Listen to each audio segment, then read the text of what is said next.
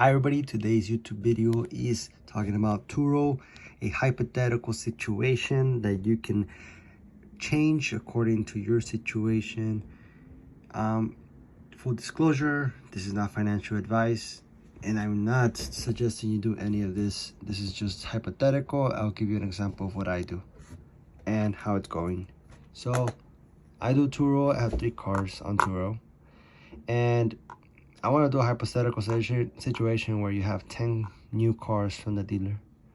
If you're somehow able to get that by first registering as a company, you finance 10 cars. Okay, the $10 sign kind of makes no sense, but you finance 10 cars. Ugh, now I messed it up. 10 cars, and somehow you're able to borrow 300,000, I mean, you're technically able to borrow, I borrowed 65,000 to finance 2 cars. I obviously had good credit, and I put $5,000 down for each car on credit card, and then you do that for 5 years. I did that. Well, I'm not doing that. I'm gonna do that for 1 car or 2 cars.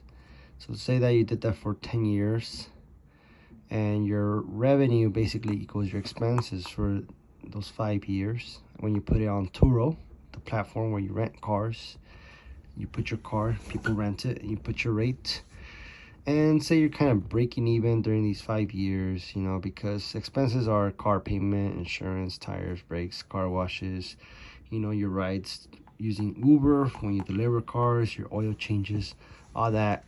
It's gonna come out almost the same as your revenue. So, okay, not exactly, but close to that. So essentially, after 5 years, you're gonna revenue about 300,000, but it's also gonna cost you 300,000, right? You finance $300,000 worth of car, you should be able to get $300,000 back to pay it off, and a little bit more to pay for the expenses. So revenue is going to be more than that. So after you pay off the car for 5 years, pay off all cars, the car's going to be 5 years old, of course. And that's 5 new cars. You finance 5 new cars from the dealer of the year, brand new cars. After 5 years, they're gonna be 5 years old. They're gonna be having about 100,000 miles, because you do like 20,000 miles on Turo per year, and then they're gonna have some normal wear and tear.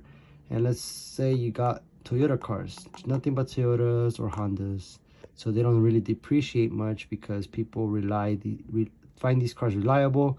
They're willing to pay a little bit extra in the used car market. So you sell these 10 cars, each will go for 13,000 after 5 years with all these conditions, 100K miles. And I got this number from Kelly Blue Book. So essentially, for each car you put on the platform that's brand new, that you pay off, in 5 years you're able to sell a car for $13,000, and in profit after all the expenses. Maybe you could profit during the process.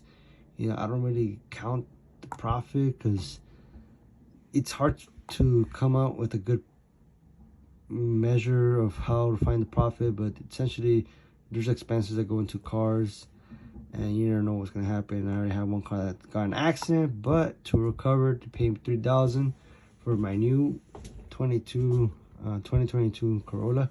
But we're still working on that. We're still trying to get an estimator, and they still got to go to the shop. And in the meantime, I'm not getting paid to have it sitting there, so I'm gonna have to pay out of pocket for the car payment unless I'm able to find somebody who wants to rent it. Good thing I do have these 2 other cars that are paid off that kind of help me out, and they're also Toyota, Honda, and they don't really depreciate. So in this hypothetical situation, these 10 cars selling for 13,000 each will come out to 130,000 at the end of 5 years. So you're essentially financed for 5 years, and all you're doing is putting in your time, converting the car into just like people paying it off for you. Eventually they pay it off with this many miles left in the car, or on the cars. They're able to sell for 13K each, and if you had 10 cars, is how much. So for me, yeah, I have a brand new Toyota Prius and a brand new Toyota Corolla. After 5 years, after paying it off, hopefully, I know that the Prius is gonna have it's gonna be pretty much trashed. It's not even gonna last 5 years because someone will be driving a lot for Uber. So you could take that out of the equation. Maybe I'll get half of that, maybe 6,000 for that one. But the Corolla, I'll pretty sure able to sell for 13K back to the dealer, if I don't want it anymore and I have equity. So I hope that's the case. And also with inflation, maybe I'll be able to get more, but in reality, because the dollar is worth less over time, it's basically still 13K in buying power of today's money. So that's all for Turo. Turo's not really profitable. It's not really worth it. The best way to look at it, in my opinion, is to see it in a 5-year span where you pay off the loan, and hopefully you didn't put that much miles, so that you're able to resell the car and that cash out this amount. So it's not like a house where, if it was like a house, each car that was worth 30,000, so that was where I got the 300K from. 300K divided by 10 is 30,000, $30,000 cars. If they didn't depreciate, you would get, the 300K back. That'd be awesome. Or in the case of my Corolla, if it didn't depreciate, I would have 30,000 back. But because of the depreciation, the Kelley Blue Book calculation takes all the age, the miles, the wear and tear into account, and the demand for it, and spits out a number, and the number is 13K. And that's what I typed in for the Kelley Blue Book. I typed in 100K miles, 5 years old. So since we're in 2022, I put 2017 Toyota Corolla with 100K miles, in good condition, and this is what it spit out, around 13K. So I'm looking to sell my Toyota Corolla 2022 in 2027 for 13K, and because of inflation, maybe a little bit more.